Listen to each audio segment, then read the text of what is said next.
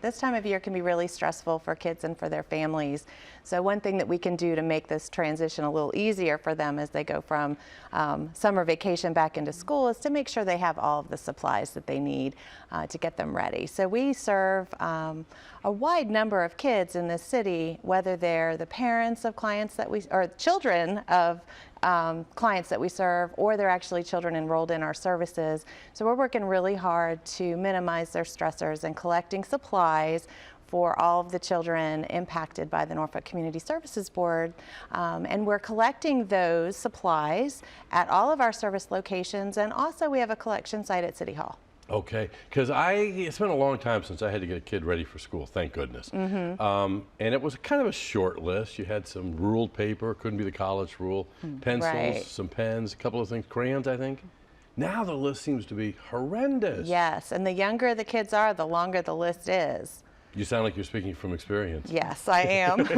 So if for those of us like me who don't have to go to Walmart and go to that brand new seasonal aisle, this gives us a good reason to go do it and do Yes. some reminiscing. Yes, absolutely. Remember times when you were buying those school supplies. And Who then if doesn't you're love- going to be there anyway, you might as well pick up one more box of That's crayons. right, absolutely. So we're collecting them through August 28th so that we have enough time to get them into the hands of the children before they go back Now, to school. what children will be getting them from this drive?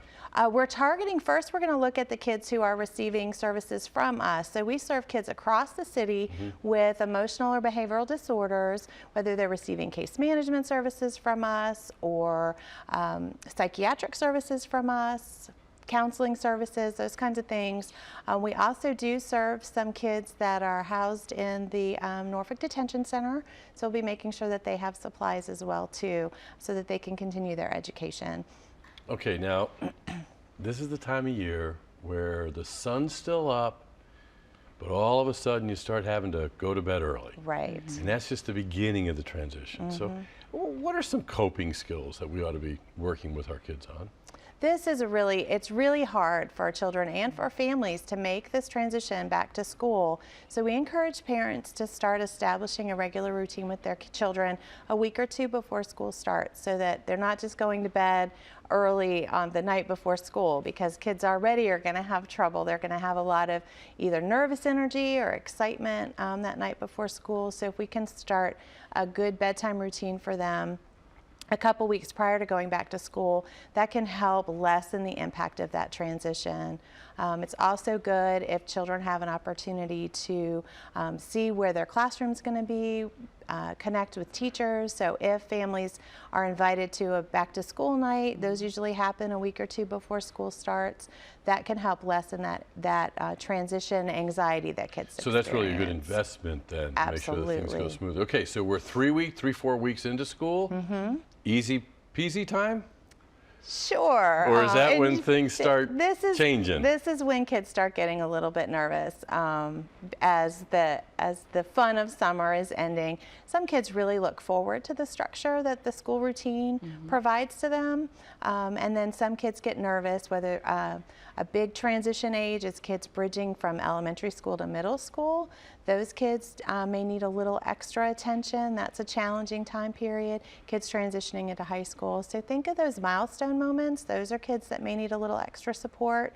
And it's just a good idea to start that routine a little bit prior to school returning. So if you're a supportive family member that's supporting a child, you kind of know, do they like pink, do they like blue, but also be sensitive to where their comfort level is. Right, absolutely. And help them maintain that.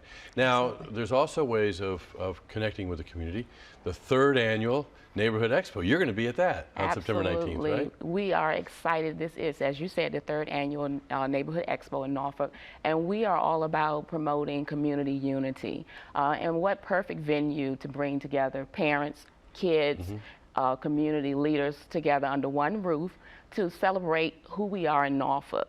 CSB has partnered with Neighborhood Development and Norfolk Public Schools to kind of bring together a format which highlights how we can give kids tools that they need to be successful in today's world, because they face many barriers that we didn't do in our age, and also parents.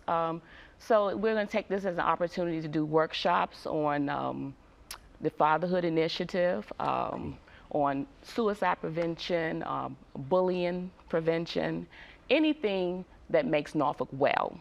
That's our goal. And again, because my kids might be out of that, and I know we're, you know, quite often we'll see a situation in a grocery store and say, boy, I'm so glad that's behind us.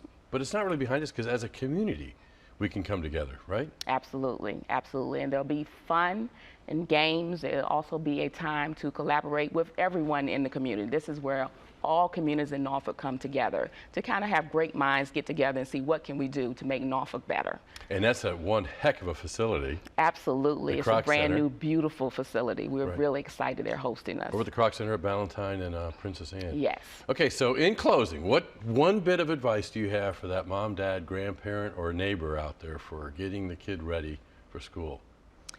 As I mentioned earlier, start the school routine prior to school starting, and also just pay attention to your child. If you start noticing that there's some signs that they're nervous or having trouble, reach out and seek assistance from your community, whether that's from your natural supports and recreational activities or from professionals. The Community Services Board is always happy to answer questions and connect people to services.